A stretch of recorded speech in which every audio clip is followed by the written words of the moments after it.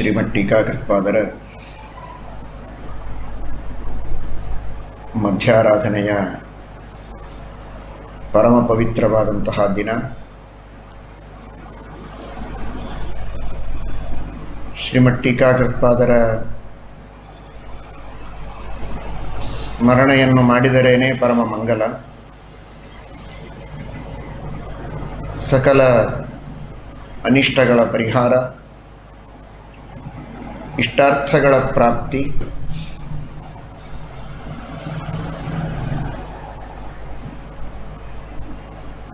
ಜ ಎಂದು ನುಡಿಯಲು ಜಯಶೀಲನಾಗುವ ಸಂಸಾರದಲ್ಲಿ ಕಾಮಕ್ರೋಧಾದಿ ದೋಷಗಳಿಗೆ ಪರವಶನಾಗಿ ಸೋತು ಸತ್ತು ಸುಣ್ಣಾಗಿ ಹೋಗುವಂತಹ ಮಾನವನಿಗೆ ಈ ಕಾಮಕ್ರೋಧಾದಿ ದೋಷಗಳನ್ನು ಗೆದ್ದು ಭಗವಂತನ ಸೇವೆಯನ್ನು ಮಾಡುವಂತಹ ಪ್ರವೃತ್ತಿಯನ್ನು ನೀಡುವ ಶಕ್ತಿ ಜ ಎಂಬ ಅಕ್ಷರದಲ್ಲಿದೆ. ಜ ಎಂದು ನುಡಿಯಲು ಜಯಶೀಲನಾಗುವ. ಯಸ್ಯ ವಾಕ್ ಕಾಮಧೇನುರ್ನಃ ಕಾಮಿತಾರ್ಥಾನ್ ಪ್ರಯಚ್ಛತಿ ಸೇವೇತಂ ಜಯ ಯೋಗೀಂದ್ರಂ ಕಾಮ ಬಾಣಚ್ಛಿದಂ ಸದಾ. ಆ ಕಾಮಾದಿ ದೋಷಗಳನ್ನು ನಾಶ ಮಾಡುವಂತಹ, ಕಾಮಾದಿ ಶತ್ರುಗಳನ್ನು ಸೋಲಿಸಿ ಗೆದ್ದು ಜಯಶೀಲನಾಗುವಂತೆ ಮಾಡುವ ಮಹಾನುಭಾವರು ಶ್ರೀಮಠ್ ಟೀಕಾಕೃತ್ಪಾದರು ಎಂಬುದಾಗಿ ವಿಜಯೇಂದ್ರ ಸ್ವಾಮಿಗಳವರು ಹೇಳಿದ ಈ ಶ್ಲೋಕದಲ್ಲಿಯೂ ಕೂಡ ನಾವು ಕಾಣುತ್ತೇವೆ.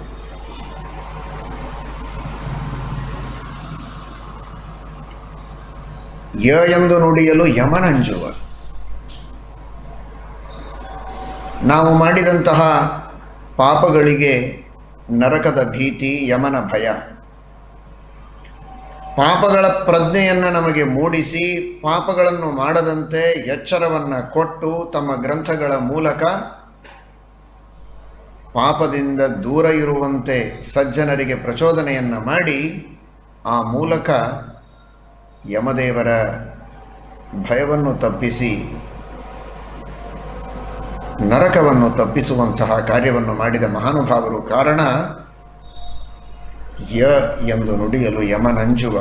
ಅಂಜುವ ಇದರ ತಾತ್ಪರ್ಯ ಯಮನಿಗೆ ನಾವು ಅಂಜುವ ಪ್ರಸಂಗ ಬರೋದಿಲ್ಲ. ಯಮನ ಪ್ರೀತಿಗೆ ಪಾತ್ರರಾಗಿ ಶ್ರೇಷ್ಠವಾದಂತಹ ಗತಿಯನ್ನು ಹೊಂದಬಹುದು ಅನ್ನುವ ಸೂಚನೆಯನ್ನು ನೀಡಿದ್ದಾರೆ.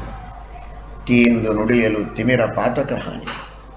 ಅಜ್ಞಾನಾದಿ ದೋಷಗಳನ್ನು ಪರಿಹಾರ ಮಾಡುವಂತಹ, ಅಜ್ಞಾನವೆಂಬ ತಿಮಿರ ಕತ್ತಲೆಯನ್ನೇ ದೂರ ಮಾಡುವ, ಅಜ್ಞಾನದಿಂದ ಆಗುವ ನಾನಾ ವಿಧವಾದ ಪಾತಕಗಳನ್ನು ತಪ್ಪಿಸುವಂತಹ ಮಹಾನುಭಾವರು. ಸ ಎಂದು ನುಡಿಯಲು ತಾಪತ್ರಯ ಪರಿಹಾರ. ಆಧ್ಯಾತ್ಮಿಕ, ಆಧಿದೈವಿಕ, ಆಧಿ ಭೌತಿಕವಾದ ಎಲ್ಲ ತಾಪಗಳನ್ನು ಕಳೆಯುವಂತಹ ಮಹಾಶಕ್ತಿ ಇವರ ನಾಮದಲ್ಲಿದೆ ಅಂತ ದಾಸರು ಕೊಂಡಾಡಿದ್ದಾರೆ.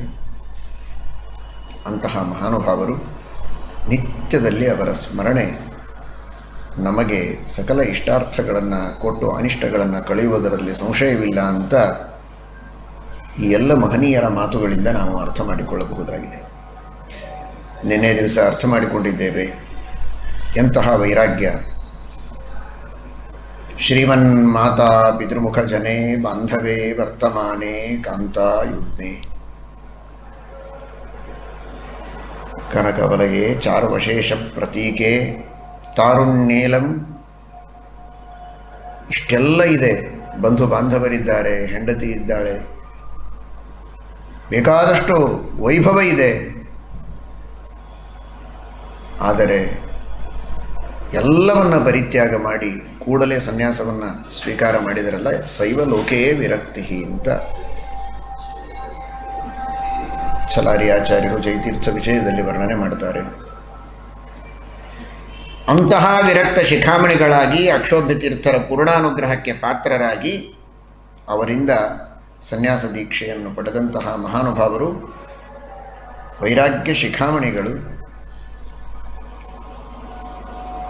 ಆಶ್ರಮವಾದದ್ದು 20ನೆಯ ವರ್ಷಕ್ಕಾದರೆ ಸುಮಾರು 40ನೆಯ ವರ್ಷಕ್ಕೆ ಅವರ ವೃಂದಾವನವಾಗಿದೆ. 20 ವರ್ಷಗಳಲ್ಲಿ ಸಮಗ್ರ ಭಾರತದ ಸಂಚಾರ ಮಾಡಿದ್ದಾರೆ, ಎಲ್ಲ ತೀರ್ಥಕ್ಷೇತ್ರಗಳ ಸಂದರ್ಶನ ಮಾಡಿದ್ದಾರೆ. ತೀರ್ಥಯಾತ್ರೆ ಇದು ಮಾನವನ ದೋಷಗಳ ಪರಿಹಾರಕ್ಕೆ ಅತ್ಯಂತ ಅಗತ್ಯವಾದದ್ದು. ಪುಣ್ಯತೀರ್ಥ ನಿಷೇವಣ, ಶ್ರೀಮದ್ಭಾಗವತದ ಪ್ರಥಮ ಸ್ಕಂದದಲ್ಲಿ ಹೇಳುವಂತೆ ಪುಣ್ಯತೀರ್ಥಗಳ ಸೇವನೆಯನ್ನು ಮಾಡುವುದರಿಂದಲೇ ಮನುಷ್ಯನ ಪಾಪಗಳ ಪರಿಹಾರವಾಗಿ ಶಾಸ್ತ್ರಗಳ ಶ್ರವಣ ಮಾಡಬೇಕೆಂಬ ಇಚ್ಛೆ ಬರ್ತದೆ, ಗುರುಗಳ ಸಮಾಗಮವಾಗ್ತದೆ, ಭಗವಂತನಲ್ಲಿ ಭಕ್ತಿ ಬರ್ತದೆ. ಸಾಧನದ ಸೋಪಾನಗಳಲ್ಲಿ ಮೊದಲು ಪುಣ್ಯತೀರ್ಥಗಳ ಸೇವನೆಯನ್ನು ಮಾಡಬೇಕು ಅಂತ ಲೋಕಶಿಕ್ಷಣ ಮಾಡುವುದಕ್ಕೆ ಸ್ವಯಂ ತಾವು ಸಕಲ ತೀರ್ಥಕ್ಷೇತ್ರಗಳ ಸಂಚಾರವನ್ನು ಮಾಡಿದ್ದಾರೆ. ಆಗಿನ ಕಾಲದಲ್ಲಿ ಕಾಲ್ನಡಿಗೆಯಲ್ಲಿ ಮಾಡುವ ಸಂಚಾರ. ಬರೀ ತೀರ್ಥಕ್ಷೇತ್ರಗಳಲ್ಲಿ ಸ್ನಾನ ಮಾಡಿ ಕ್ಷೇತ್ರಮೂರ್ತಿಯ ಸಂದರ್ಶನ ಮಾಡಿದ್ದಲ್ಲ, ಅಲ್ಲಲ್ಲಿರುವಂತಹ ವಾದಿಗಳ ಜೊತೆಗೆ ವಾಕ್ಯಾರ್ಥವನ್ನು ಮಾಡಿ ದ್ವೈತ ಸಿದ್ಧಾಂತದ ವಿಷ್ಣು ಸರ್ವೋತ್ತಮತ್ವದ ಸ್ಥಾಪನೆಯನ್ನು ಮಾಡಿದ್ದಾರೆ. ಅಷ್ಟು ಮಾತ್ರವಲ್ಲ, ಅಲ್ಲಲ್ಲಿರುವಂತಹ ಗ್ರಂಥ ಭಂಡಾರಗಳು, ತಕ್ಷಶಿಲಾ ಮೊದಲಾದಂತಹ ಎಲ್ಲ ನಾನಾ ತರಹದ ಊರುಗಳಲ್ಲಿರುವಂತಹ ದೊಡ್ಡ ದೊಡ್ಡ ವಿದ್ಯಾಲಯಗಳು, ಅಲ್ಲಲ್ಲಿರುವಂತಹ ಗ್ರಂಥ ಭಂಡಾರಗಳು, ಅವುಗಳನ್ನು ಸಂದರ್ಶಿಸಿ ಅಲ್ಲಿರುವ ಗ್ರಂಥಗಳ ಅಧ್ಯಯನವನ್ನು ಮಾಡಿ ಆ ಎಲ್ಲ ಗ್ರಂಥಗಳಲ್ಲಿ ಬಂದಂತಹ ಶ್ರೀಮದಾಚಾರ್ಯರ ಸಿದ್ಧಾಂತಕ್ಕೆ, ವೈದಿಕ ಸನಾತನ ಸತ್ಸಿದ್ಧಾಂತಕ್ಕೆ ಅನುಕೂಲವಾದ ವಿಷಯಗಳನ್ನು ತೆಗೆದುಕೊಂಡು ಯಾವುದು ಸಿದ್ಧಾಂತಕ್ಕೆ ಅನುಗುಣವಾಗಿಲ್ಲ, ತತ್ವವಾದಕ್ಕೆ ವಿರುದ್ಧವಾದದ್ದು, ಅವುಗಳ ವಿಮರ್ಶೆಯನ್ನು ಮಾಡಿ ಖಂಡನವನ್ನು ಮಾಡಿ ಸಿದ್ಧಾಂತದ ಸ್ಥಾಪನೆಯನ್ನು ಮಾಡುವ ದೊಡ್ಡ ಕಾರ್ಯವನ್ನು ಮಾಡಿದ್ದಾರೆ. ಅವರೊಂದು ವಿದ್ಯಾಲಯವನ್ನು ವೀಕ್ಷಣೆ ಮಾಡಿದ್ದಾರೆ ಅಂದರೆ, ಇವತ್ತಿನ ಭಾಷೆಯಲ್ಲಿ ಹೇಳುವುದಾದರೆ ಹೇಗೆ ಸ್ಕ್ಯಾನಿಂಗ್ ಮಷಿನ್ನು ಒಂದು ಪುಸ್ತಕದ ಮೇಲೆ ನಾವು ಅಳವಡಿಸಿದರೆ ಕೂಡಲೇ ಆ ಪುಸ್ತಕದ ವಿಷಯಗಳನ್ನೆಲ್ಲ ಅದು ಕಾಪಿ ಮಾಡಿಕೊಳ್ಳುತ್ತೋ, ಹಾಗೆ ವಿಶ್ವವಿದ್ಯಾಲಯದೊಳಗಿನ ಎಲ್ಲ ಗ್ರಂಥಗಳು, ಮೂಲ ಗ್ರಂಥಗಳು, ಟೀಕಾ ಗ್ರಂಥಗಳು, ಟಿಪ್ಪಣಿ ಗ್ರಂಥಗಳು ಒಮ್ಮೆ ಇವರ ಕಣ್ಣು ಮುಂದೆ ಹಾದು ಹೋದರೆ ಅದು ಇವರ ತಲೆಯಲ್ಲಿ ಅಚ್ಚು ಒತ್ತಿದ ಹಾಗೆ ಉಳಿತಾ ಇತ್ತು. ಅದು ಅವರ ಗ್ರಂಥವನ್ನು ನೋಡಿದರೆ ಗೊತ್ತಾಗುತ್ತೆ. ನಾನಾ ತರಹದ ವಿಚಾರಧಾರೆಗಳು, ದರ್ಶನದ ಪರಂಪರೆಗಳು ನಮ್ಮ ಭಾರತ ದೇಶದಲ್ಲಿ ಉಂಟು. ಆ ಎಲ್ಲ ತರಹದ ದರ್ಶನದ ಪರಂಪರೆಗಳಲ್ಲಿ ಬರುವ ಸೂತ್ರ, ಭಾಷ್ಯ, ಟೀಕಾ, ಟಿಪ್ಪಣಿಯ ಎಲ್ಲ ವಿಷಯಗಳನ್ನು ಕೂಡ ತಾವು ಮನಸ್ಸಿನಲ್ಲಿ ಇಟ್ಟುಕೊಂಡು ಅವುಗಳ ವಿಮರ್ಶೆಯನ್ನು ಮಾಡಿ ಅವುಗಳಿಗೆ ಉತ್ತರವನ್ನು ಕೊಡ್ತಾರೆ. ಅಲ್ಲಿರುವಂತಹ ಸಂಗ್ರಾಹ್ಯ ವಿಷಯಗಳಿದ್ದರೆ ಅವುಗಳನ್ನು ಅತ್ಯಂತ ಪ್ರೀತಿಯಿಂದ, ಪಕ್ಷಪಾತವಿಲ್ಲದಂತೆ, ಯಾವುದೇ ತರಹದ ವೈಷಮ್ಯ ಇಲ್ಲದಂತೆ ಸ್ವೀಕಾರವನ್ನು ಮಾಡ್ತಾರೆ. ಹಂಸಕ್ಷೀರ ನ್ಯಾಯದಿಂದ ಸತ್ಯವನ್ನು, ತತ್ವವನ್ನು ಸ್ವೀಕಾರ ಮಾಡಿ, ತತ್ವವಾದಕ್ಕೆ ವಿರುದ್ಧವಾದದ್ದರ ವಿಮರ್ಶೆಯನ್ನು ಮಾಡಿ ಅವುಗಳ ನಿರಾಕರಣೆಯನ್ನು ಮಾಡುವಂತಹ ಕೆಲಸವನ್ನು ಮಾಡಿದ್ದಾರೆ ಮಹಾರಾಯರು ಕುಳಿತು ಗುಹೆಯಲ್ಲಿ. ಮೊಬೈಲಿನ ಯುಗ ಅಲ್ಲ, ಇಂಟರ್ನೆಟ್ಟಿನ ಯುಗ ಅಲ್ಲ, ಮುದ್ರಣದ ಯುಗವೇ ಅಲ್ಲ. ಅಂತಹ ಕಾಲದಲ್ಲಿ ಅಷ್ಟೆಲ್ಲ ಗ್ರಂಥಗಳ ಪರಾಮರ್ಶವನ್ನು ಒಂದು ಗುಹೆಯೊಳಗೆ ಕುಳಿತು ಮಾಡಬೇಕು ಅಂತಾದರೆ ತಾವು ಸಂಚಾರ ಮಾಡಿರಬಹುದು, ಎಲ್ಲ ವಿಶ್ವವಿದ್ಯಾಲಯಗಳ ವೀಕ್ಷಣೆ ಮಾಡಿರಬಹುದು. ಆದರೆ ಅಲ್ಲಿರುವಂತಹ ಪುಸ್ತಕಗಳ ವಿಷಯಗಳನ್ನು ಮಸ್ತಕದಲ್ಲಿ ತುಂಬಿಕೊಂಡು ಬಂದು ಅವುಗಳ ವಿಮರ್ಶೆಯನ್ನು ಒಂದು ಗುಹೆಯ ಮೂಲೆಯೊಳಗೆ ಕುಳಿತು ಮಾಡಬೇಕು ಒಬ್ಬ ವ್ಯಕ್ತಿ ಅಂದರೆ ಎಂತಹ ಧೀಮಂತಿಕೆಯ ಪರಾಕಾಷ್ಠೆಯಲ್ಲಿ. ಸ್ಮರಣಶಕ್ತಿ, ಆ ಧೀಮಂತಿಕೆ, ಆ ಜ್ಞಾನದ ಪರಿಪಕ್ವತೆ ಊಹೆ ಮಾಡುವುದಕ್ಕೆ ಸಾಧ್ಯ ಇಲ್ಲ. ಅಂತಹ ಪರಿಪಕ್ವ ಜ್ಞಾನ ಶ್ರೀಮಠ್ ಟೀಕಾಕೃತ್ಪಾದರಲ್ಲಿತ್ತು ಅಂತ ನಾವು ತಿಳಿಯಬೇಕು.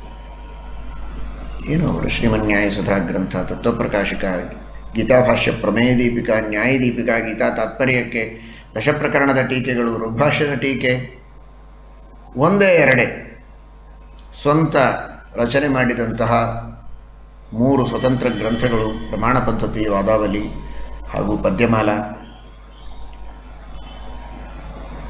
ಜ್ಞಾನದಲ್ಲಿ, ಪರಮತ ನಿರಾಕರಣ ಸ್ವಮತ ಸ್ಥಾಪನದಲ್ಲಿ ಅವರಿಗೆ ಎಷ್ಟು ಆದರವೋ, ಆಗ್ರಹವೋ, ನಿಷ್ಠೆಯೋ ಅಷ್ಟೇ ಶುದ್ಧವಾದ ಸದಾಚಾರ, ಆಚರಣೆ. ಪುಟ್ಟ ಗ್ರಂಥ ಪದ್ಯಮಾಲ, ಅದರಲ್ಲಿ ಯಾವ ರೀತಿ ಪೂಜೆಯನ್ನು ಮಾಡಬೇಕು, ಸಾಧನ ಸಾಮಗ್ರಿಯನ್ನು ಹೇಗೆ ಸಂಪಾದನೆ ಮಾಡಿಕೊಳ್ಳಬೇಕು, ಆ ದೇವಪೂಜಾ ಪದ್ಧತಿಯ ಅತ್ಯಂತ ಸುಲಭವಾದ, ಶ್ರೀಮದಾಚಾರ್ಯರಿಗೆ ಸಮ್ಮತವಾದ ಸುಲಭವಾದ ಒಂದು ರೀತಿಯನ್ನು ತಿಳಿಸಿಕೊಟ್ಟಿದ್ದಾರೆ. ಸುಲಭ ಶೈಲಿಯಲ್ಲಿ ಆ ಭಗವಂತನ ಅರ್ಚನೆಯನ್ನು ಮಾಡುವಂತಹ ಕ್ರಮವನ್ನು ತಿಳಿಸಿಕೊಟ್ಟು,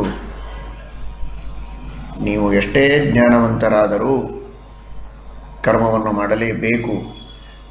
ಕರ್ಮಗಳನ್ನು ಮಾಡಿದರೇ ಜ್ಞಾನವನ್ನು ಪಡೆಯುವುದಕ್ಕೆ ಸಾಧ್ಯ. ಜ್ಞಾನ ಪಡೆದ ಮೇಲೂ ಆ ಕರ್ಮಗಳನ್ನು ಮಾಡಿ ಜ್ಞಾನದಲ್ಲಿ ಅಭಿವೃದ್ಧಿಯನ್ನು ಪಡೆಯುವುದಕ್ಕೆ ಸಾಧ್ಯ ಅನ್ನುವುದನ್ನು ತಾವು ಸ್ವತಃ ಮಾಡಿ ತೋರಿಸಿದ್ದಾರೆ. ನಿತ್ಯದಲ್ಲಿ ಪ್ರಾತಃ ಕಾಲದಲ್ಲಿ ವ್ಯಾಸತೀರ್ಥರು ಜಯತೀರ್ಥ ವಿಜಯದಲ್ಲಿ ವರ್ಣನೆ ಮಾಡುತ್ತಾರೆ. ಸ್ನಾತ್ವಾ ಕಾಲೇಬ್ಜಸ್ಯ ಪ್ರಣವ ಪರಮನುಂ ತ್ವನ್ಯಮಂತ್ರಾಂಶ್ಚ ಜಪ್ತ್ವಾ ಮಂತ್ರಾರ್ಘ್ಯಂ ಚಾನುದತ್ವಾ ಹರಿಶಿರಸಿ ಗತಂ ಪುಷ್ಪಮಾಲಾದಿಮಾರ್ಷ್ಟಿ.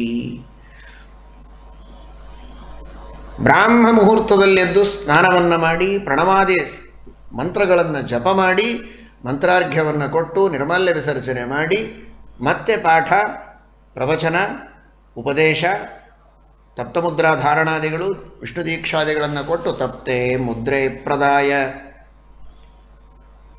ಮತ್ತೆ ಪುನಃ ಸ್ನಾನವನ್ನು ಮಾಡಿ ಪೂಜಾ, ಪುನಃ ಪಾಠ ಪ್ರವಚನಗಳು, ವಾಕ್ಯಾರ್ಥ ವಿಚಾರಗಳು, ಈ ರೀತಿ ಶ್ರೀಮಠ್ ಟೀಕಾಕೃತ್ಪಾದರು ನಿರಂತರವಾಗಿ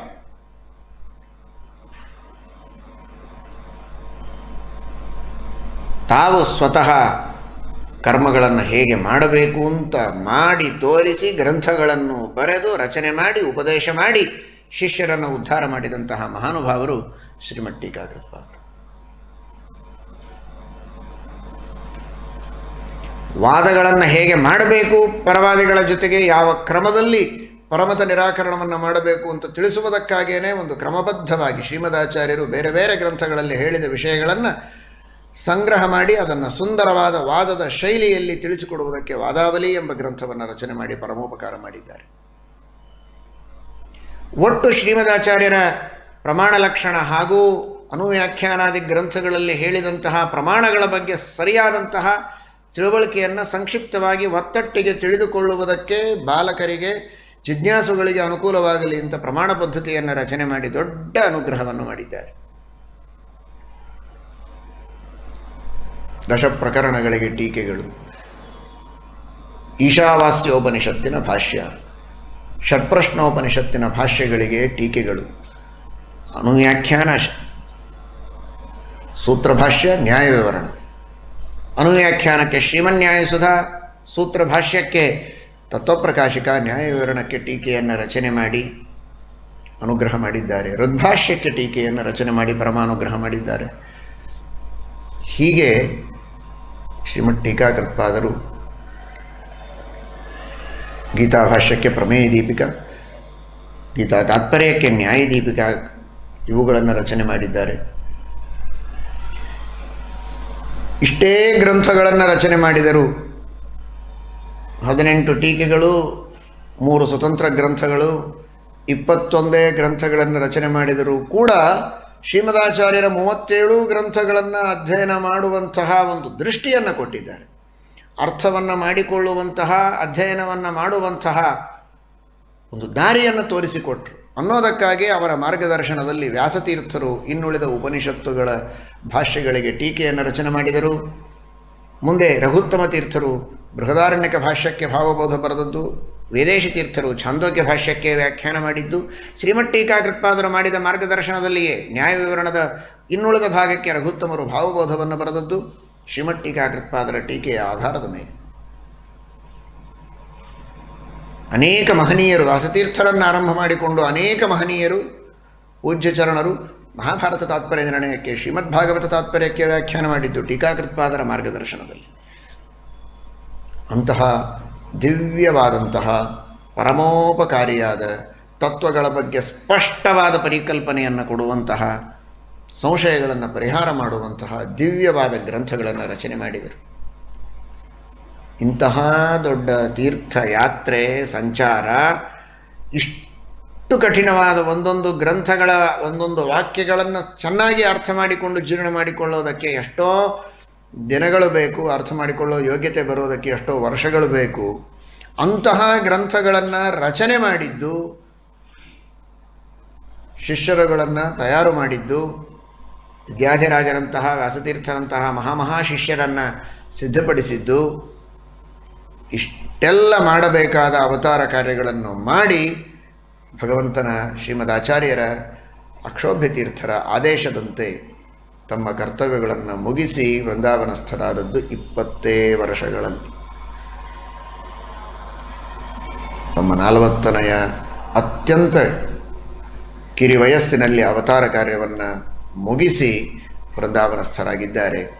ಯಾವ ಕಾರ್ಯಕ್ಕಾಗಿ ತಾವು ಅವತಾರ ಮಾಡಿದ್ದೋ ಆ ಕಾರ್ಯವನ್ನು ಮಾಡಿ ಮುಗಿಸಿ ಆಯಿತು ಅಂತ ಭಗವಂತನ ಪಾದವನ್ನು ಸೇರಿದಂತಹ ಮಹಾನುಭಾವರು ಶ್ರೀಮದ್ ಟೀಕಾಕೃತ್ಪಾದರು.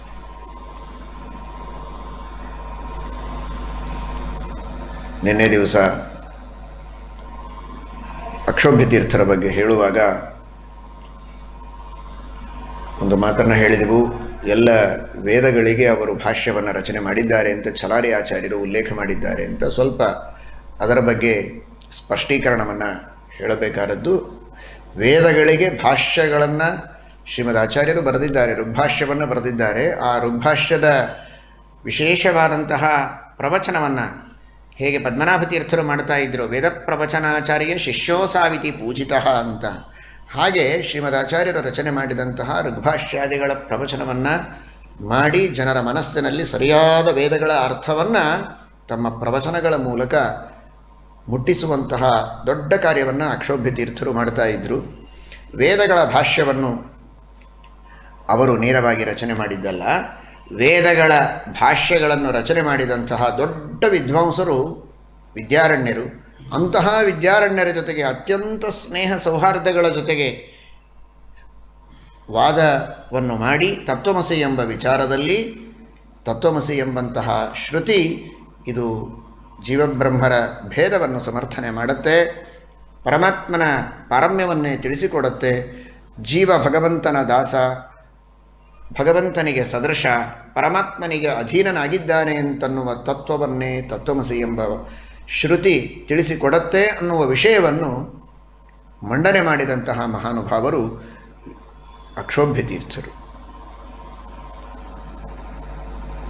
ಅವತ್ತಿನ ಕಾಲದಲ್ಲಿ ವಿದ್ವಾಂಸರಲ್ಲಿರುವಂತಹ ಪರಸ್ಪರ ಸ್ನೇಹ, ಪ್ರೇಮ ಇವುಗಳೆಲ್ಲ ಆದರ್ಶಪ್ರಾಯವಾದದ್ದು. ಯಾವುದೇ ರೀತಿಯ ಮತೀಯ ವೈಯಕ್ತಿಕ ದ್ವೇಷ ಅಸೂಯೆಗಳಿಲ್ಲದಂತೆ ಪ್ರೀತಿಯಿಂದ, ಸ್ನೇಹ ಸೌಹಾರ್ದಗಳಿಂದ ತತ್ವಗಳ ವಿಮರ್ಶೆಯನ್ನು ಮಾಡಿ ತತ್ವದ ಪ್ರತಿಷ್ಠಾಪನೆಯನ್ನು ಮಾಡತಕ್ಕಂತಹ ಉದ್ದೇಶ ಮಾತ್ರ ಆ ಹಿಂದಿನ ಎಲ್ಲ ಜ್ಞಾನಿಗಳಿಗಿತ್ತು. ಆ ರೀತಿಯ ಒಂದು ಮಹಾವಿದ್ವಾಂಸರು ವಿದ್ಯಾರಣ್ಯರು, ಮಹಾಜ್ಞಾನಿಗಳು ಅಕ್ಷೋಭ್ಯ ತೀರ್ಥರು ಅಷ್ಟು ಪ್ರೇಮದಿಂದ ವಾದಗಳನ್ನು ಮಾಡ್ತಾ ಇದ್ದರು ಅನ್ನುವುದನ್ನು ನಾವು ಇತಿಹಾಸದಲ್ಲಿ ಕೇಳ್ತೇವೆ. ಮಾಡಿ ಅಕ್ಷೋಭ್ಯ ತೀರ್ಥರು ಮಾಡಿದಂತಹ ಆ ಸಿದ್ಧಾಂತದ ಸ್ಥಾಪನೆಯನ್ನು ವೇದಾಂತ ದೇಶಿಕಾಚಾರ್ಯರು ಪ್ರಶಂಸೆ ಮಾಡಿ ಅಕ್ಷೋಭ್ಯ ತೀರ್ಥರ ಒಂದು ವಿಶೇಷವಾಗಿರತಕ್ಕಂತಹ ಮಂಡನೆಯನ್ನು ಮಂಡಿಸಿದಂಥವರು ಎಂಬುದಾಗಿ ನಾವು ತಿಳಿತೇವೆ. ಈ ರೀತಿಯ ಆ ಅಕ್ಷೋಭ್ಯ ತೀರ್ಥರ ಗುರುಗಳ ಕಾಲದಲ್ಲಿದ್ದ ಒಂದು ಪ್ರೇಮದ ಒಡನಾಟ ಶ್ರೀಮದ್ ಟೀಕಾಕೃತ್ಪಾದರ ಕಾಲದಲ್ಲಿಯೂ ಕೂಡ ಯರಗೋಳ ಗ್ರಾಮದಲ್ಲಿ ನಡೆದಿದೆ ಅಂತ ನಾವು ಕೇಳ್ತೇವೆ. ಪ್ರಮಾಣ ಲಕ್ಷಣ ಎಂಬ ಗ್ರಂಥಕ್ಕೆ ಟೀಕೆಯನ್ನು ಬರೀತಾ ಇರುವಂತಹ ಸಂದರ್ಭ ಟೀಕಾಕೃತ್ಪಾದರು ಮಹಾವಿದ್ವಾಂಸರಾದಂತಹ ವಿದ್ಯಾರಣ್ಯರು, ವೇದಗಳಿಗೆ ಭಾಷ್ಯವನ್ನು ಬರೆದವರು, ಇನ್ನನೇಕ ಗ್ರಂಥಗಳನ್ನು ರಚನೆ ಮಾಡಿದಂತಹ ಮಹಾವಿದ್ವಾಂಸರು. ವಿದ್ವಾಂಸರು ಅನ್ನುವುದು ಎಷ್ಟು ಸತ್ಯವೋ ವಿದ್ಯಾ ಪಕ್ಷಪಾತಿಗಳು. ಅನೇಕ ಜನರಲ್ಲಿ ವಿದ್ಯೆ ಇರುತ್ತೆ, ಆದರೆ ಅಸೂಯೆ ಇರುತ್ತೆ. ವಿದ್ಯಾವಂತರು ಜೊತೆಗೆ ವಿದ್ಯಾ ಪಕ್ಷಪಾತಿಗಳೂ ಆದಂತಹ ವಿದ್ಯಾರಣ್ಯರು ಯರಗೋಳಕ್ಕೆ ಬಂದಿದ್ದಾರೆ. ಶ್ರೀಮದ್ ಟೀಕಾಕೃತ್ಪಾದರು ತಾವು ಬರೆದಂತಹ ಪ್ರಮಾಣ ಲಕ್ಷಣದ ಪುಸ್ತಕವನ್ನು ಅವರ ಕೈಯಲ್ಲಿ ಕೊಟ್ಟು ಆ ಪ್ರಮಾಣ ಲಕ್ಷಣಕ್ಕೆ ತಾವು ಬರೆದ ಟೀಕೆಯನ್ನು ಜೊತೆಗೆ ಕೊಟ್ಟಾಗ ಅದನ್ನು ನೋಡಿ, ಕೇವಲ ಪ್ರಮಾಣ ಲಕ್ಷಣದ ಗ್ರಂಥವನ್ನು ನೋಡಿದರೆ ಒಂದೊಂದು ವಾಕ್ಯಗಳ ಸಂಗತಿ ಗೊತ್ತಾಗೋದಿಲ್ಲ, ಆದರೆ ನೀವು ಬರೆದಂತಹ ಟೀಕೆ ಎಷ್ಟು ಸುಂದರವಾಗಿ ಬರೆದಿದ್ದೀರಿ, ಎಷ್ಟು ಸುಂದರವಾದಂತಹ ಸಂಗತಿ, ಎಷ್ಟು ಚೆನ್ನಾಗಿ ಅದರ ವಿವರಣೆ, ಸಂಯೋಜನೆ, ನಿಮ್ಮ ಕೌಶಲ, ಗ್ರಂಥವನ್ನು ಬರೆಯುವ ನಿಮ್ಮ ಕೌಶಲ, ನಿಮ್ಮ ಪಾಂಡಿತ್ಯ, ನಿಮ್ಮ ಜ್ಞಾನ ಮೆಚ್ಚಬೇಕಾದದ್ದು ಅಂತ ಪೂರ್ಣ ಮನಸ್ಸಿನಿಂದ ಮೆಚ್ಚಿ ಸಂತೋಷಪಟ್ಟು ಪ್ರಶಂಸೆ ಮಾಡುವುದಷ್ಟೇ ಅಲ್ಲ, ಆ ಟೀಕಾಕೃತ್ಪಾದರ ಗ್ರಂಥಗಳನ್ನು ಆನೆಯ ಮೇಲೆ ಇಟ್ಟು ಮೆರವಣಿಗೆಯನ್ನು ಮಾಡಿಸಿದ್ದಾರೆ.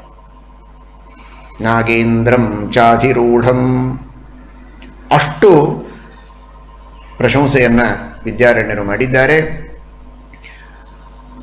ಅದ್ವೈತ ಮತದ ಒಬ್ಬ ದೊಡ್ಡ ವಿದ್ವಾಂಸರು, ಯತಿಗಳು ಟೀಕಾಕೃತ್ಪಾದರ ಪಾಂಡಿತ್ಯವನ್ನು ಕಂಡು ಸಂತೋಷಪಟ್ಟು ಪ್ರಶಂಸೆ ಮಾಡಬೇಕು ಅಂತಾದರೆ ಟೀಕಾಕೃತ್ಪಾದರಲ್ಲಿ ಎಂತಹ ಜ್ಞಾನ ಇತ್ತು ಅನ್ನೋದನ್ನು ನಾವು ಅರ್ಥ ಮಾಡಿಕೊಳ್ಳಬೇಕು. ಈ ರೀತಿಯ ಒಂದು ಜ್ಞಾನದ ವೈಭವವನ್ನು ಟೀಕಾಕೃತ್ಪಾದರಲ್ಲಿ ನಾವು ಕಾಣ್ತೇವೆ. ಇನ್ನು ಅವರ ಆ ಗ್ರಂಥಗಳ ಮಹಿಮೆಯನ್ನು ಕೊಂಡಾಡುವುದಕ್ಕೆ ನಮ್ಮಂಥವರ ಯೋಗ್ಯತೆಯಲ್ಲ. ಮಹಾನುಭಾವರು ವಿದ್ಯಾಧಿರಾಜಾದಿಗಳು ವರ್ಣನೆ ಮಾಡುವುದಕ್ಕೆ ಸಮರ್ಥರು. ವಿದ್ಯಾಧಿರಾಜರು, ರಘುನಾಥ ತೀರ್ಥ ಶ್ರೀಪಾದಗಳವರು, ಶ್ರೀಪಾದರಾಜರು, ವ್ಯಾಸರಾಜರು, ವಾದಿರಾಜರು, ರಘುತ್ತಮ ತೀರ್ಥರು, ವಿದ್ಯಾಧೀಶ ತೀರ್ಥರು, ರಾಘವೇಂದ್ರ ಸ್ವಾಮಿಗಳವರು, ಇಂತಹ ಮಹನೀಯರೆಲ್ಲ ಟೀಕಾಕೃತ್ಪಾದರ ಬಗ್ಗೆ ವರ್ಣನೆ ಮಾಡಬೇಕು. ಅದು ಅವರ ಯೋಗ್ಯತೆ. ಟೀಕಾ ಗಾಂಭೀರ್ಯ ಉದ್ಧರ್ತು ವ್ಯಾಸತೀರ್ಥಾದಯ ಕ್ಷಮ.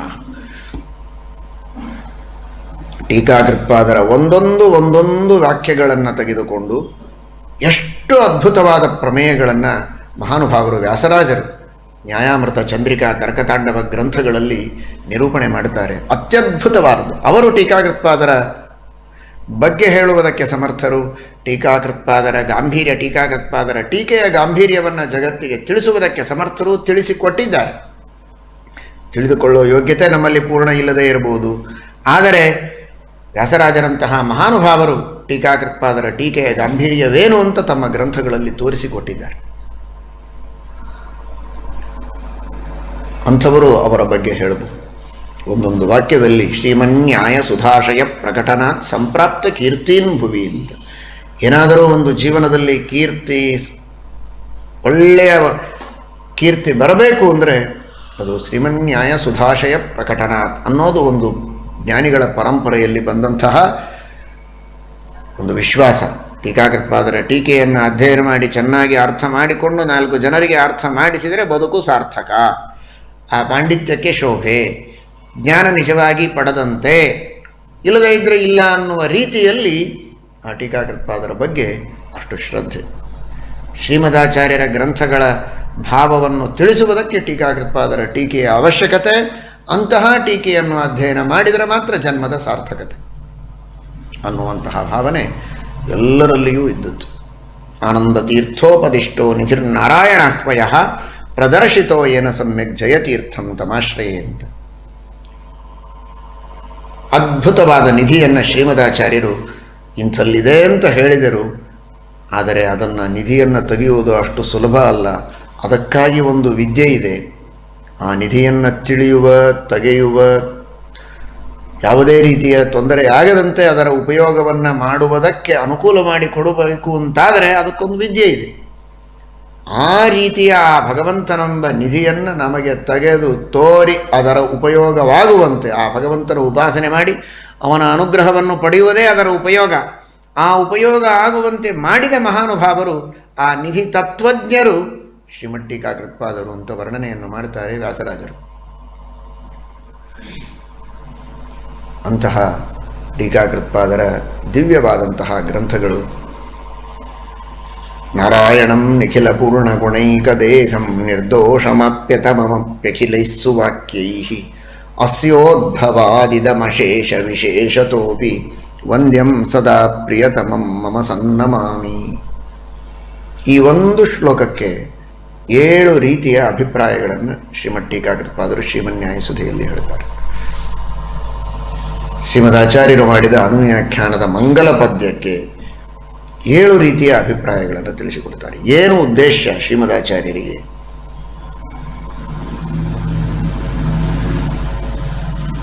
ದೇವರ ಪ್ರಶಂಸೆಯನ್ನು ಮಾಡುವುದೇ ಒಂದು ಪರಮ ಮಂಗಲ. ಭಗವಂತನ ಗುಣಗಳನ್ನು ಕೊಂಡಾಡುವುದೇ ಒಂದು ಮಂಗಲ.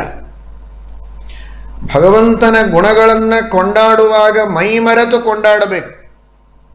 ಅದರರ್ಥ ಅಲ್ಲಿ ಹೇಳಿದ್ದನ್ನೇ ಹೇಳಬಾರದು, ಅನ್ನುವ ನಿಯಮವನ್ನೂ ಇಟ್ಟುಕೊಳ್ಳುವ ಅವಶ್ಯಕತೆ ಇಲ್ಲ. ದೇವರ ಸ್ತುತಿಯನ್ನು ಮಾಡುವಾಗ, ಗುಣಗಳನ್ನು ಕೊಂಡಾಡುವಾಗ ಹೇಳಿದ ಗುಣಗಳನ್ನೇ ಮತ್ತೆ ಮತ್ತೆ ಹೇಳಿದರೂ ತಪ್ಪಿಲ್ಲ. ಭಗವಂತ ಗುಣಪರಿಪೂರ್ಣ ದೋಷದೂರ ಎಂಬುದಾಗಿ ಹೇಳುವಾಗ ಆಡಿದ ಮಾತುಗಳನ್ನೇ ಮತ್ತೆ ಮತ್ತೆ ಆಡಿದರೂ ತಪ್ಪಿಲ್ಲ. ಆರ್ಥಿಕವಾಗಿ ಸಿದ್ಧವಾಗುವಂತಹ ಅರ್ಥಗಳನ್ನು ಹೇಳಿದರೂ ತಪ್ಪಿಲ್ಲ.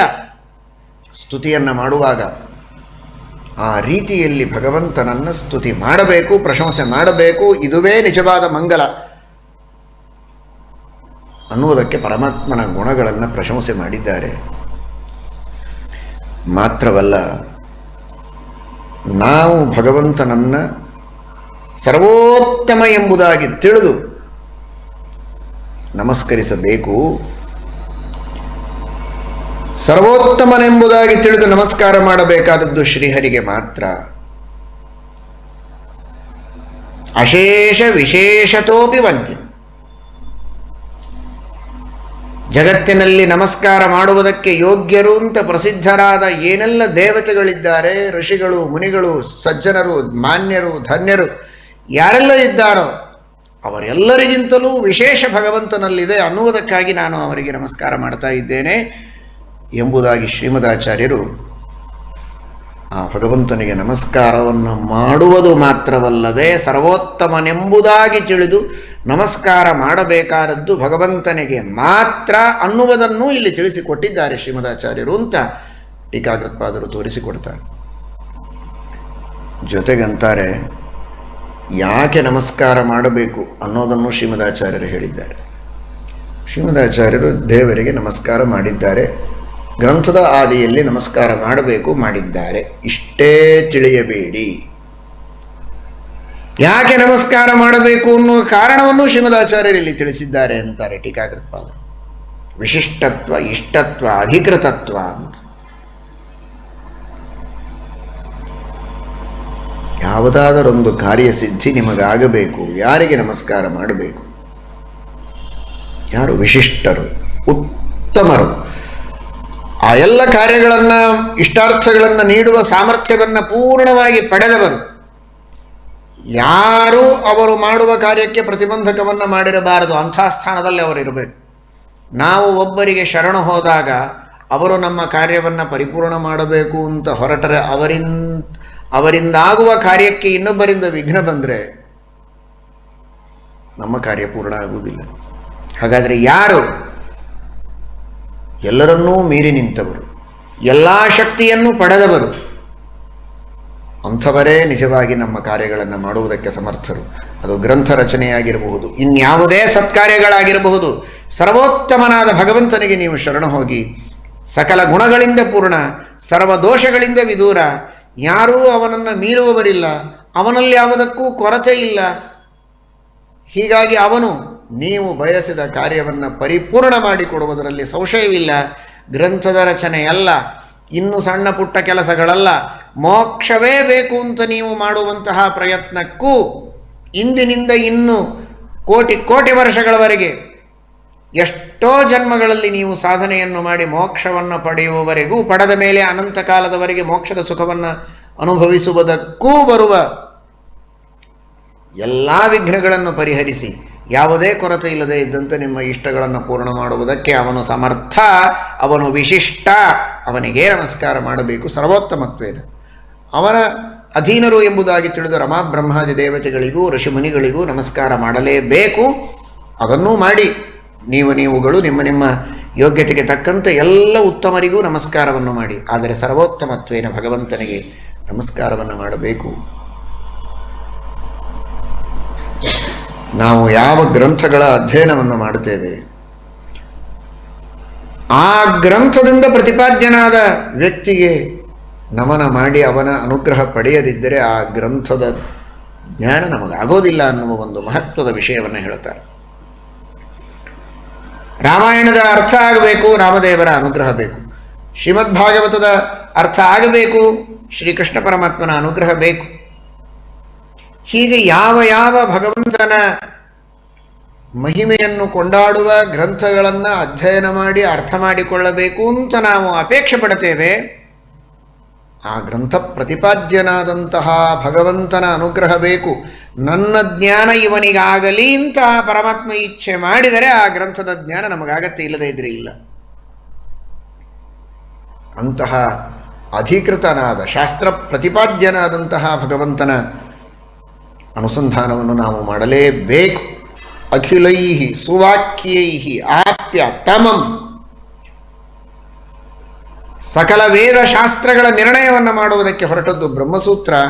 ಸಕಲ ವೇದಗಳಿಂದಲೂ ಪ್ರತಿಪಾದ್ಯ, ಅವುಗಳ ನಿರ್ಣಯವನ್ನು ಮಾಡುವುದಕ್ಕೆ ಹೊರಟ ಬ್ರಹ್ಮಸೂತ್ರಗಳಿಂದಲೂ ಪ್ರತಿಪಾದ್ಯನಾಗಿದ್ದಾನೆ. ಅಕ್ಷರಗಳಿಂದ ಪರಮಾತ್ಮ ಅನ್ನುವುದಕ್ಕಾಗಿ ಅವನ ನಮನವನ್ನು ಮಾಡಿದರೆ ಆ ಬ್ರಹ್ಮಸೂತ್ರಗಳ ವ್ಯಾಖ್ಯಾನವನ್ನು ಮಾಡುವುದಕ್ಕೆ ಸಾಧ್ಯ.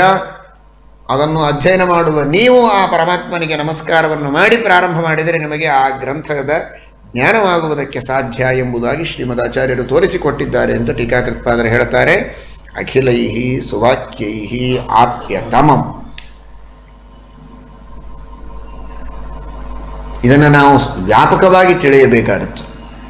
ಗ್ರಂಥಕ್ಕೆ ಸಂಬಂಧಪಟ್ಟಂತೆ ಗ್ರಂಥ ರಚನೆ ಮಾಡುವಾಗ ಗ್ರಂಥ ಪ್ರತಿಪಾದ್ಯನಾದಂತಹ ದೇವರ ಅನುಗ್ರಹ ನಮಗೆ ಬೇಕು. ಒಂದು ಪೂಜೆಯನ್ನು ಮಾಡ್ತಾ ಇದ್ದೀರಿ ಅಂತ ಅಂದ್ಕೊಳ್ಳಿ.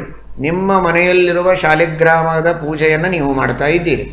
ಪ್ರಾಚೀನವಾದ ನಿಮ್ಮ ಹಿರಿಯರು ಪೂಜನೆ ಮಾಡಿದಂತಹ ಪರಂಪರೆಯಿಂದ ಬಂದ ಪ್ರತಿಮೆಯನ್ನು ಪೂಜೆ ಮಾಡ್ತಾ ಇದ್ದೀರಿ, ಮಾಡಬೇಕು ಅಂತ ಅಪೇಕ್ಷೆ ಇಟ್ಟುಕೊಂಡಿದ್ದೀರಿ ಅಂದರೆ ಆ ಪ್ರತಿಮೆಯಲ್ಲಿ ಅಂತರ್ಯಾಮಿಯಾದ, ಶಾಲಿಗ್ರಾಮದಲ್ಲಿ ಅಂತರ್ಯಾಮಿಯಾದಂತಹ ಭಗವಂತನನ್ನು ಒಲಿಸಿಕೊಳ್ಳಬೇಕು, ಅವನಿಗೆ ನಮಸ್ಕಾರ ಮಾಡಬೇಕು.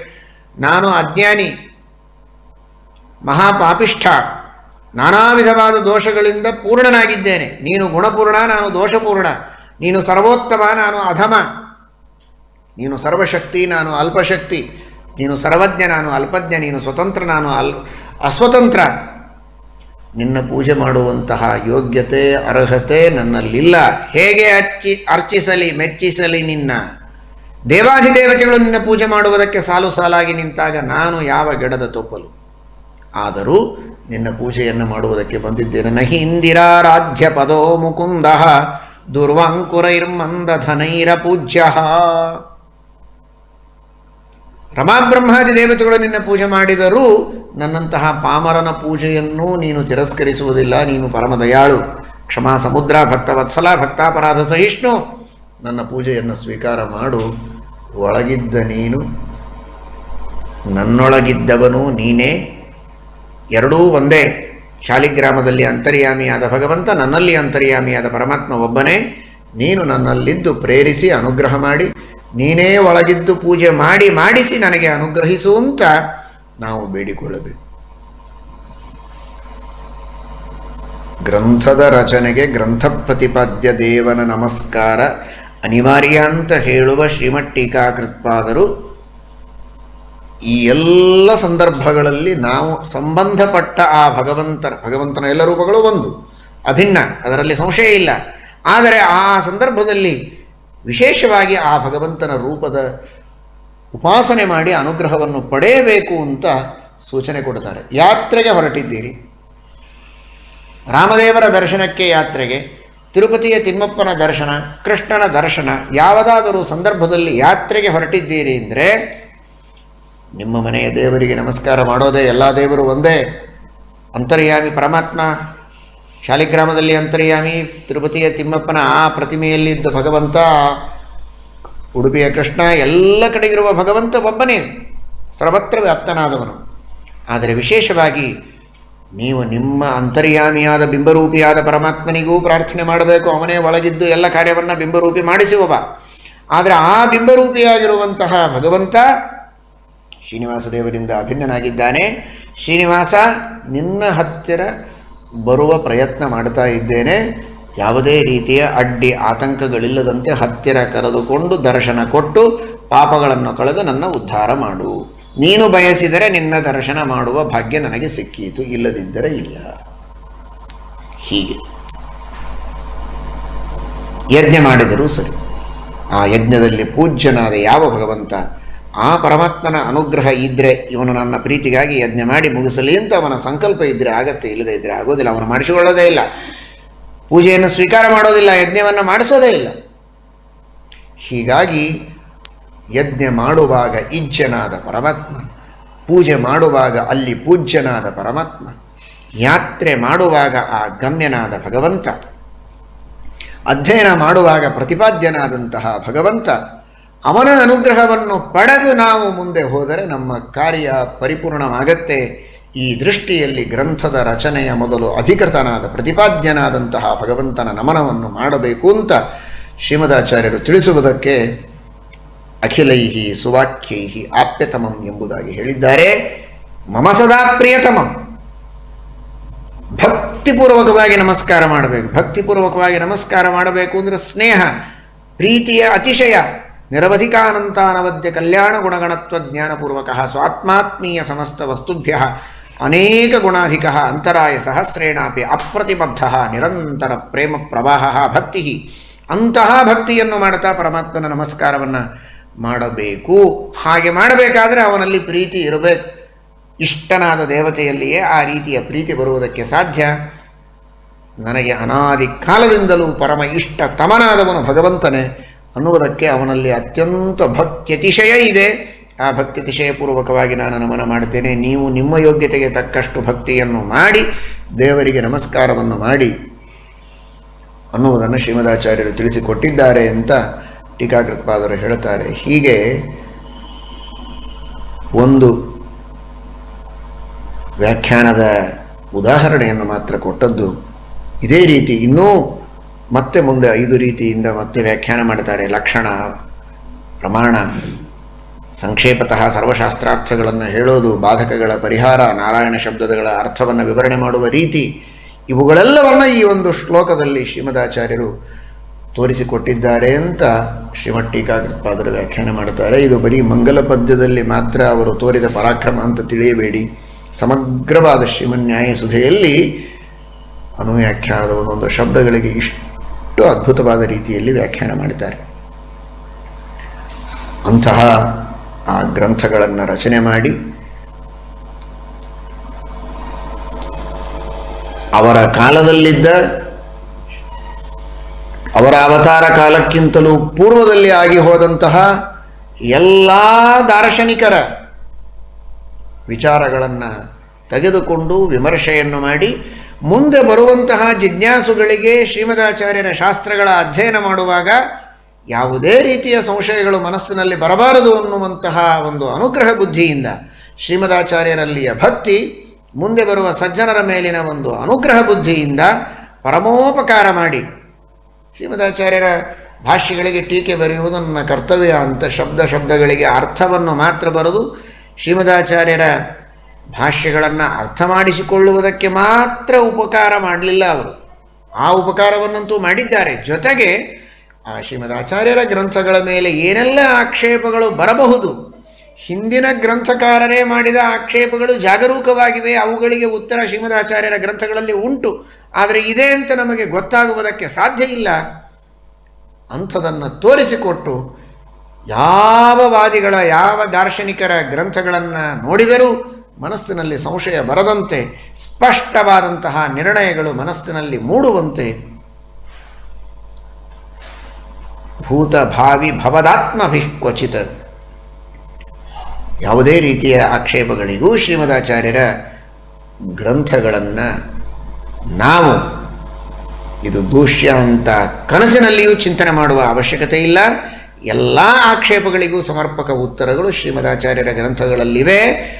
ಗ್ರಂಥಗಳಲ್ಲಿ ಬರೀ ಆಕ್ಷೇಪಗಳಿಗೆ ಉತ್ತರ ಮಾತ್ರ ಅಲ್ಲ, ಶ್ರೀಮದಾಚಾರ್ಯರು ಇನ್ನುಳಿದ ಅನೇಕ ದರ್ಶನಗಳಲ್ಲಿರುವಂತಹ ಯೋಗ್ಯವಾದಂತಹ ಸತ್ಯವಾದ ವಿಷಯಗಳಿದ್ದರೆ ಸರಿ, ಯಾವುದು ಅಯುಕ್ತವಾದ ವಿಷಯವೋ ಅವುಗಳ ಬಗ್ಗೆ ಶ್ರೀಮದಾಚಾರ್ಯರು ಮಾಡಿದ ಆಕ್ಷೇಪಗಳಿಗೆ ಉತ್ತರಗಳಿಲ್ಲ. ಇನ್ನುಳಿದವರು ತತ್ವದರ್ಶನದ ಮೇಲಿದ ಮಾಡಿದ ಆಕ್ಷೇಪಗಳಿಗೆ ಉತ್ತರಗಳು ಶ್ರೀಮದಾಚಾರ್ಯರ ದರ್ಶನಗಳಲ್ಲಿವೆ ಅಂತ ತೋರಿಸಿಕೊಟ್ಟ ಮಹಾನುಭಾವರು ಶ್ರೀಮಠ್ ಟೀಕಾಕೃತ್ಪಾದರು. ಏನಾಗಾಹಿ ಸಮಸ್ತ ಶಾಸ್ತ್ರ ಪ್ರತನ ರತ್ನಾಕರೋ ಲೀಲೆಯ ಏನಾ ಖಂಡಿ ಕುವಾದಿ ಸರ್ವಸುಭಟ ಸ್ತೋಮೋ ವಚಸ್ಸಾಯಕೈ ಏನಾ ಸ್ಥಾಪಿ ಚ ಮಧ್ವಶಾಸ್ತ್ರ ವಿಜಯ ಸ್ತಂಭೋಧರಾ ಮಂಡಲೆ ತಂ ಸೇವೆ ಜಯತೀರ್ಥ ವೀರ ಮನಿಷಂ ಮಧ್ವಾಖ್ಯ ರಾಜಾದೃತಂ ಎಂಬುದಾಗಿ ಕೊಂಡಾಡಿದ್ದಾರೆ. ಅಂತಹ ಮಹಾನುಭಾವರಾದ ಶ್ರೀಮಠ್ ಟೀಕಾಕೃತ್ಪಾದರ ಪರಿಪೂರ್ಣವಾದ ಅನುಗ್ರಹ ನಮ್ಮೆಲ್ಲರ ಮೇಲೆ ಆಗಲಿ. ನಮಗೂ ನಿಮಗೂ ಎಲ್ಲರಿಗೂ ಅವರ ಗ್ರಂಥಗಳನ್ನು ಅಧ್ಯಯನ ಮಾಡುವ ಸೌಭಾಗ್ಯವನ್ನು ಅವರು ಕರುಣಿಸಲಿ. ಶ್ರೀಮನ್ಮಧ್ವಕೃತಾಂತ ಸಂಗತ ಕೃತೀ ನಿರ್ಮಿತ ಅತ್ಯದ್ಭುತಾ ಸರ್ವೇ ಧೀತ್ಯ ಸತಿರಿಹಿ ತತ್ ಪ್ರವಚನ ಸತ್ಯ ರಮಂತೆ ನಿಶಂ ಸೋಸೌ ಶ್ರೀ ಜಯತೀರ್ಥ ಪೂಜ್ಯ ಚರಣ ಸ್ವಗ್ರಂಥ ಸಕ್ತಿಂ ಪರಾಂ ಅಸ್ಮಿನ್ ಜನ್ಮನಿ ಯಾವದಾಯುರಖಿಲಾನ್ ವಿಘ್ನಾನ್ ನಿವಾರ್ಯಾದಿಶೇ. ಸಕಲ ವಿಘ್ನಗಳನ್ನು ಪರಿಹರಿಸಿ ತಮ್ಮ ಗ್ರಂಥಗಳನ್ನು ಅಧ್ಯಯನ ಮಾಡುವ ಆಸಕ್ತಿಯನ್ನು ಸೌಭಾಗ್ಯವನ್ನು ಕರುಣಿಸಲಿ ಎಂಬುದಾಗಿ ಪ್ರಾರ್ಥನೆಯನ್ನು ಮಾಡೋಣ. ಶ್ರೀಕೃಷ್ಣಾರ್ಪಣಮಸ್ತು.